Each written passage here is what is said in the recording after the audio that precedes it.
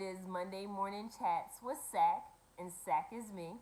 I hope that you guys had a great weekend. I hope that you were able to get any essentials that you need. And I just hope that you were able to enjoy this time with your family and friends. Now, today, I wanted to talk about how I didn't have a plan my senior year in high school. And I had this big picture of what I wanted, but I didn't have all the pieces together. And this video, I want to dedicate this to my guidance counselor, my high school guidance counselor, Barbara Martella. She's now deceased. She died in November 2009. And if it wasn't for her, honestly, I really don't know where I would be. And I just dedicate this to her. She had a major impact in my life, a major impact in my success.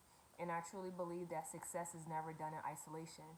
And she was that first person in my life to help me get to where I'm at. So I'm forever grateful for her. But here's a fun fact about me. I am from Philadelphia. My eighth grade year, my mother found out about an opportunity for us to move to Florida. It was a big promotion for her. So as a result, I went to high school in Milton, Florida for my ninth and 10th grade year. And I went to Milton High. I enjoyed it. I had a great education. Milton, Florida was in a county called Santa Rosa County. And Santa Rosa County is one of the top counties in Florida for having the best education. So although I had the best education there, my heart was still set on moving back to Philadelphia because I was homesick. I moved back to Philadelphia to start my junior year in high school. I went to Lincoln High School. It's a magnetic school which was connected to Germantown High School in the Germantown area of Philadelphia. So I went there for about 5 months. Again, during this time, I knew that I wanted to be a lawyer, but I didn't have anything in place. I didn't take any practice, SATs, or anything like that. So moving forward, after 5 months of being in Lincoln, my mom got relocated to St. Mary's County, Maryland, and I decided to move back with my mother and my brothers. And so as a result, I went to Great Mills High School in Great Mills, Maryland, and we lived in Lexington Park. Great Mills, Maryland, and Lexington Park, Maryland was literally up the street from each other. I had the best time of my life there. Honestly, that was like my best high school experience. I finished out my 11th grade year there, and I just had my heart set on going to University of Maryland Eastern Shore. I never applied. I just knew that they had a great pre-law program, and that was my goal. I told my guidance counselor at my high school at Great Mills that, hey, this is a school that I want to go to. But I didn't apply for anything. I did not do any practice exams. That was just my idea of where I wanted to go. And then my senior year, I got hit with some bad news. It was in November 2004. My mom got offered to move back to Florida and work at her facility out there. So as a result, I could either go back to Florida and finish out my senior year at Milton High, or I could stay in Maryland with one of my girlfriends, which honestly it wasn't a option to my mother. One of my girlfriends said that, hey, you can stay with me and finish out your high school year. But I knew me, I needed discipline, I needed guidance, because living with your friend, you can pretty much do whatever you want. And my last choice was going back to Philly. That was like top for me. So I moved back to Philly to finish out my senior year so I can graduate high school. So I moved back to Philadelphia in November 2004, and I already had my grades. I already knew what my grades were looking like. I already knew my GPA. But the SATs, I did not take it, nor did I take any practice exam. I did not apply for no colleges. I was just there. And I got a chance to reconnect with my guidance counselor that I met my junior year, Miss Martella. And this is the time that we had a really great relationship, like very great relationship. Because I went to two other high schools, I had so much credits that I was able to have a cool schedule my senior year. And so for 2 days out of the week, after lunch, I didn't have any classes scheduled because I pretty much took all of my required courses. So as a result, I would sit in my guidance counselor's office and we would just talk. I got a chance to talk to her about my life, everything. And I told her, I said, listen, I really want to go to college, but I didn't take the practice exam, SATs. I didn't even take an SAT exam. I didn't even apply for no colleges. But I just know that education is my only way out. Like, I can't go back home. I can't go back to this luxury living of being with my parents. I don't have that. I don't have that for me. So I have to make it. And I told her, I said, what if I don't get accepted? And I would say this to myself. And if I didn't get accepted to college, my last resort was to go to the military. I wanted to go to the Air Force if nothing else happened for me. But I knew that that wasn't my first choice. Like, I knew that me going to college first, that was my first choice. But I had to think about it and say, hey, what if I don't get in? And what if it doesn't work out for me? And although I want to be a lawyer and I had this dream since I was 8, what if college never happens? And I had to go to college in order to go to law school, but what if the first part doesn't work out? And it would just be times where I would just go into her office and I would just break down crying, like I don't have anybody to help me. And if I get accepted into college, who's going to help me with this? College costs money. And what happens if I get accepted and I get this outstanding bill? What can I possibly do? Who's going to write that check for me? I have nobody that's going to write a check for me for school. Like, all of this is coming out of my pocket. And I don't have anything. And I don't know what I'm supposed to do. And she told me, Sakina, I got your back. I don't want you to worry about that. I got you. If I told you that I'm going to get you into school, I'm going to get you into school. But what if what if my SATs aren't good enough? She was like, you have great grades. I had good grades in high school, but it was just my SATs I was afraid of. Moving forward, I took the SATs in January 2005. Now, mind you, please keep in mind that I was graduating high school in June. And I just started to do things a few months before I was about to graduate. And during that time, a lot of people were getting their acceptance letters, and I'm still sitting on the fence like, I don't even know if I'm getting accepted to these schools or not. These schools, I have an idea that I want to apply to, but I just really don't know.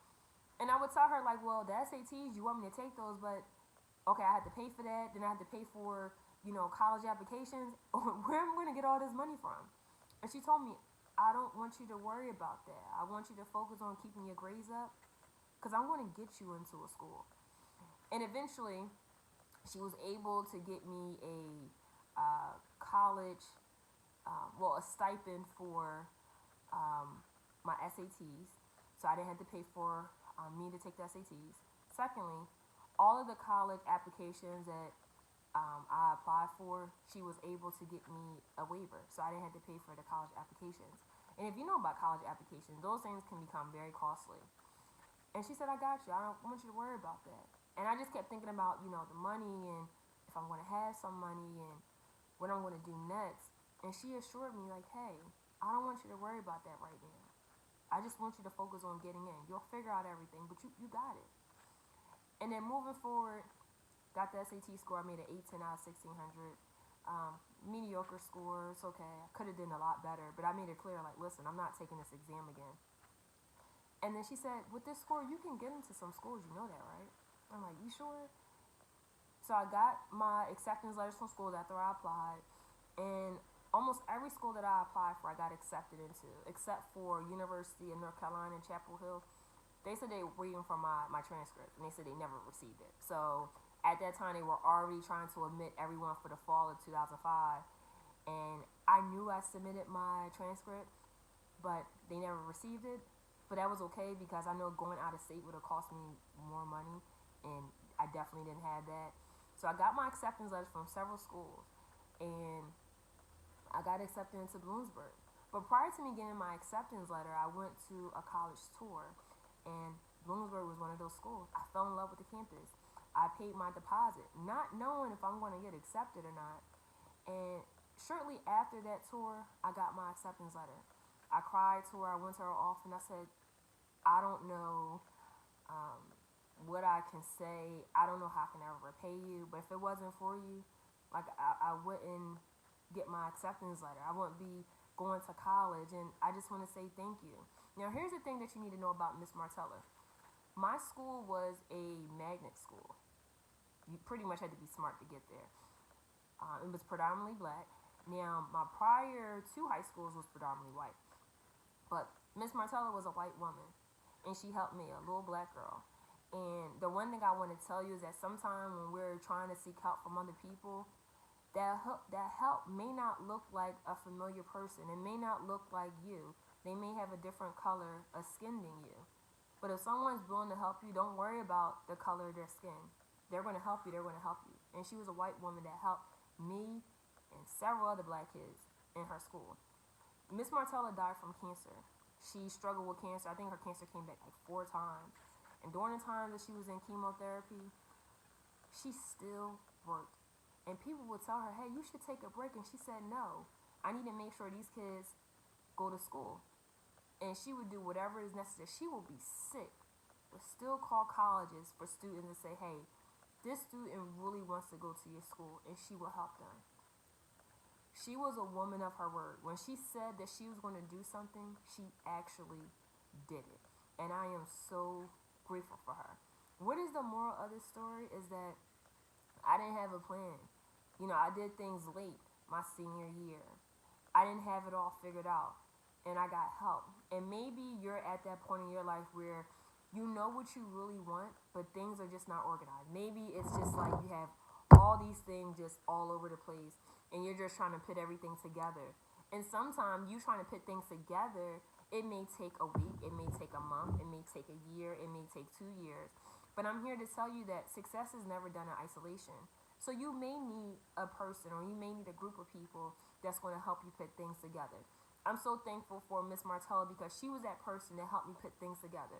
Like, I saw the bigger picture of me graduating, but I just knew that in the grand scheme of in the grand scheme of things, what if I didn't get accepted? What if I didn't have this or had that?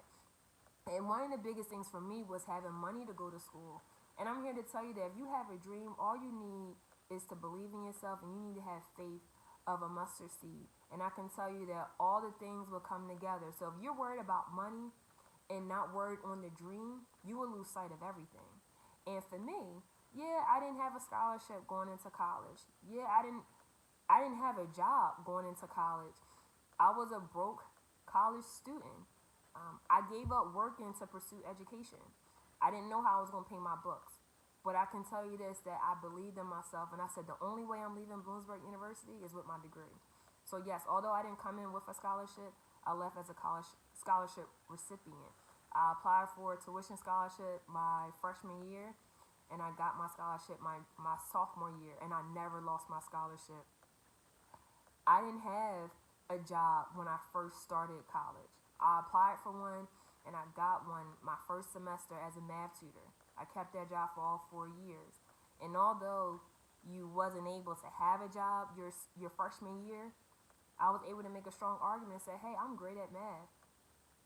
And I can work and also keep up my grades, but let me show you. I can be a math tutor and still keep over a 3.0, but let me show you.